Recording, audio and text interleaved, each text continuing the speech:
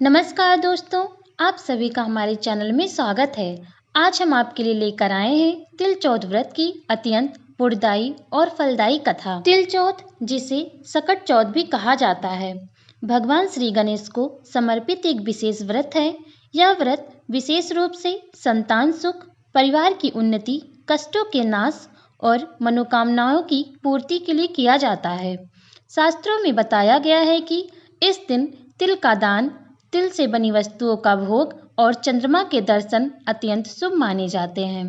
माता पार्वती ने भी अपने पुत्र भगवान गणेश की प्रसन्नता के लिए तिल चौथ का व्रत किया था। कहते हैं कि जो स्त्री पुरुष श्रद्धा, नियम और सच्चे मन से तिल चौथ का व्रत रखते हैं, उनके जीवन से दरिद्रता, रोग, संतान संबंधी कष्ट और पारिवारिक कलेश दूर हो जाते हैं। आज के इस पावन दिन पर सबको चाहिए कि मन, वचन और कर्म से पवित्र होकर भगवान गणेश का स्मरण करें और उनकी महिमा से जुड़ी इस पावन कथा को सुनें। तिल चौथ की कथा प्रारंभ करते हैं। एक शहर में देवरानी जेठानी रहती थी। देवरानी गरीब थी और जेठानी अमीर थी। देवरानी गणेश जी की भक्त थी। देवरानी का पति जंगल से लकड़ी काटकर बेचता था और अक्सर बीमार रहता था। देवरानी जेठानी के घर पर सारा काम करती और बदले में जेठानी बचा हुआ खाना, पुराने कपड़े आदि उसको दे देती थी। इसी से देवरानी का परिवार चल रहा था। माघ महीने में देवरानी ने तिल चौथ का व्रत किया। 5 रुपए का तिल व गुड़ लाकर तिलकुटा बनाया। पूजा करके तिल चौथ की कथा सुनी और तिलकुटा छीके में रख दिया और सोचा कि चांद उगने पर पहले तिलकुटा और उसके बाद ही कुछ खाऊंगी। कथा सुनकर वह जेठानी के यहाँ काम करने चली गई। खाना बनाकर जेठानी के बच्चे से खाना खाने को कहा तो बच्चे बोले, माँ ने व्रत किया है और माँ भूखी हैं। जब माँ खाना खाएगी तभी हम खाएंगे। जेठानी को खाना खाने को कहा तो जेठानी बोली, मैं अकेली नहीं खाऊंगी। जब चांद निकलेगा तब सब खाएंगे, तभी मैं भी खाऊंगी। देवरानी ने कहा, मुझे तो घर जाना है, इसलिए मुझे खाना दे दो। जेठानी ने उसे कहा, आज तो किसी ने अभी तक खाना नहीं खाया, तुम्हें कैसे दे दूं? तुम सुबह सवेरे ही बचा हुआ खाना ले जाना। देवरानी उदास मन से घर चली आई। देवरानी के घर पर पति, बच्चे सब आस लगाए बैठे थे कि आज तो त्योहार है, इसलिए कुछ अच्छा पकवान खाने को मिलेगा। परंतु जब बच्चों को पता चला कि आज तो रोटी भी नहीं मिलेगी तो बच्चे रोने लगे। उसके पति को गुस्सा आया। कहने लगा, सारा दिन काम करके भी 2 रोटी नहीं ला सकती तो काम क्यों करती हो? पति ने गुस्से में आकर पत्नी को कपड़े धोने के धोने से मारा। धोना हाथ से छूट गया तो पाटे से मारा। वह बेचारी गणेश जी को याद करते हुए रोते रोते पानी पीकर सो गई। उस दिन गणेश जी देवरानी के सपने में आए और कहने लगे, धोने मारी, पाटे मारी, सो रही या जाग रही? वह बोली, कुछ सो रही हूँ, कुछ जाग रही हूँ। गणेश जी बोले, भूख लगी है, कुछ खाने को दे। देवरानी बोली, क्या दूं? मेरे घर में तो अन्न का एक भी दाना नहीं है। जेठानी बचा कुचा खाना देती थी, आज वो भी नहीं मिला। पूजा का बचा हुआ तिलकुटा छीके में पड़ा है, वही खा लो। गणेश जी ने तिलकुटा खाया और उसके बाद कहने लगे, धोने मारी, पाटे मारी, निमटाई लगी है, कहाँ निमटे? वह बोली, ये पड़ा घर, जहाँ इच्छा हो निमट लो। फिर गणेश जी बोले, अब कहाँ पोंछूं? अब देवरानी को गुस्सा आया कि कब से तंग करे जा रहे हैं, सो वह बोली, मेरे सर पर पोंछो और कहाँ पोंछोगे? सुबह जब देवरानी उठी तो यह देखकर हैरान रह गई कि पूरा घर हीरे मोती से जगमगा रहा है।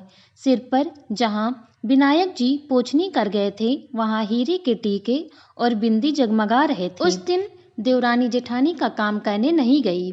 जेठानी ने कुछ देर राह देखी, फिर अपने बच्चे को देवरानी को बुलाने के लिए भेजा।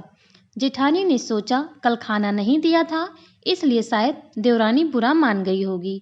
बच्चे बुलाने गए और बोले, चाची चलो, माँ ने बुलाया है, सारा काम पड़ा है। दुनिया में चाहे कोई मौका छूट जाए, पर देवरानी जेठानी आपस में कहने का मौका नहीं छोड़ती।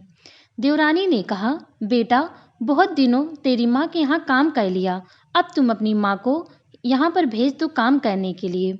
बच्चों ने घर जाकर माँ को बताया कि चाची का तो पूरा घर हीरे मोतियों से जगमगा रहा है।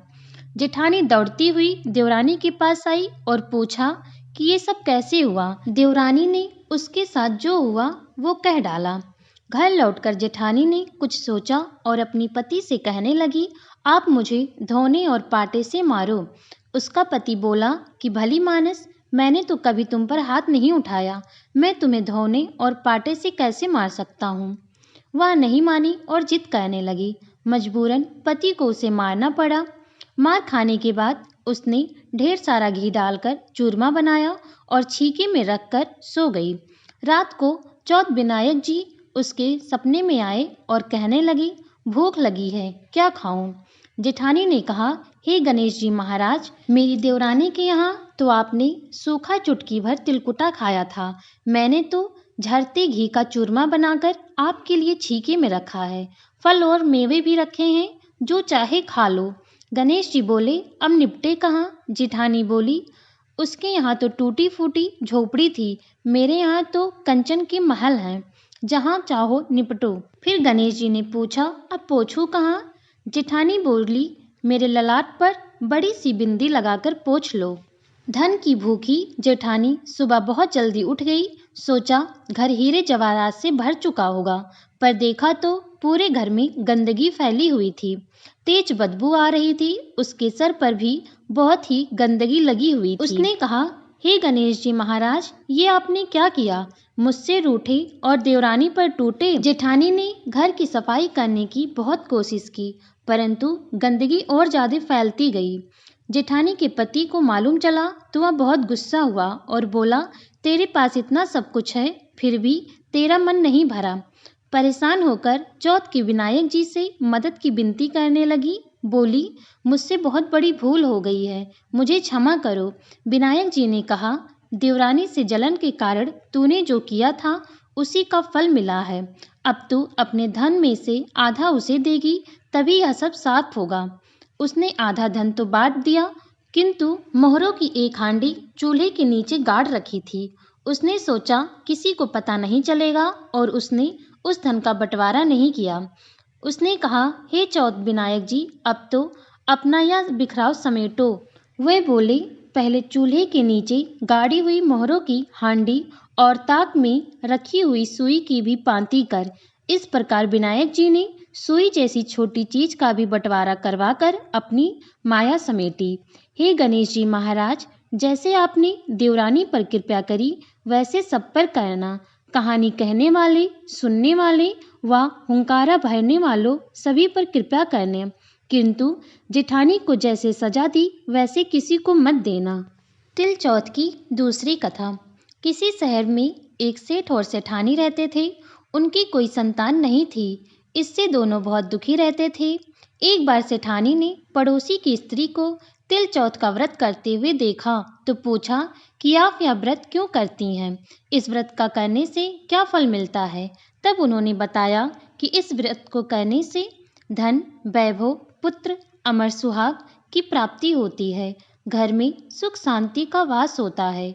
तब सेठानी बोली कि यदि मेरे पुत्र हो जाए तो मैं चौथ माता गणेश जी को 1.25 किलो का तिलकुटा करूंगी। चौथ माता की कृपा से 9वें महीने पुत्र की प्राप्ति हो गई, पर वह चौथ माता को तिलकुटा चढ़ाना भूल गई। लड़का बड़ा हो गया और सेठानी को उसके विवाह की चिंता हुई, तो उसने चौथ माता को 5.25 किलो का तिलकुटा बोल दिया। लड़के की सगाई अच्छे कुल वाली सुंदर सुशील कन्या से हो गई और लग्न मंडप में फेरे होने लगे। लेकिन भाग्यवश सेठानी फिर से तिलकुटा करना भूल गई और इससे चौथ माता और गणेश जी कुपित हो गए। अभी 3 ही फेरे पड़े और चौथ माता ने लड़के को ले जाकर गांव के पीपल के पेड़ पर छिपा दिया। सब लोग अचंभे हो गए कि एकाएक दूल्हा कहाँ चला गया। कुछ दिन बाद वह लड़की गणगौर पूजन करने के लिए उस पेड़ के पास से निकली तो पेड़ से आवाज आई, अरे ओ मेरी अर्धव्याही। तो वह लड़की भागी हुई अपने घर गई और अपनी माता को सब घटना का सुनाई। यह समाचार सुनते ही सभी परिवारजन वहां पहुंचे और देखा कि यह तो वही जमाई राजा है जिससे हमारी बेटी की शादी होने वाली थी और उसी स्वरूप में पीपल पर बैठे हैं। तो सभी ने पूछा कि आप इतने दिनों से यहाँ क्यों बैठे हो, इसका क्या कारण है। जमाई राजा बोले, मैं तो यहाँ चौथ माता के गिरवी बैठा हूँ। मेरी माता से जाकर कहो कि वह मेरे जन्म से लेकर अभी तक के बोले हुए सारे तिलकुटे का भोग लगाकर और चौथ माता से प्रार्थना करके क्षमा याचना करे, जिससे मुझे छुटकारा मिले। तब लड़की की सास ने अपनी समधन को जाकर सारी हाल सुनाई। तब दोनों समधनों ने सवा सवा मण का तिलकुटा गणपति भगवान व चौथ माता को पूजन करके भोग अर्पण करके क्षमा याचना की। तो चौथ माता ने प्रसन्न होकर दूल्हे राजा को वहां से लाकर बैठा दिया। वहां वर वधू के 7 फेरे पूरे हुए और वर वधू सकुशल अपने घर के लिए विदा हुए। चौथ माता की कृपा से दोनों परिवारों में खुशहाली हुई। हे चौथ माता, जैसे उस लड़के के साथ हुआ वैसा किसी के साथ ना हो और कोई भी भगवान के बोला हुआ प्रसाद चढ़ाना ना भूले। बोलिए गणेश भगवान की जय। तिलचौथ माता की जय।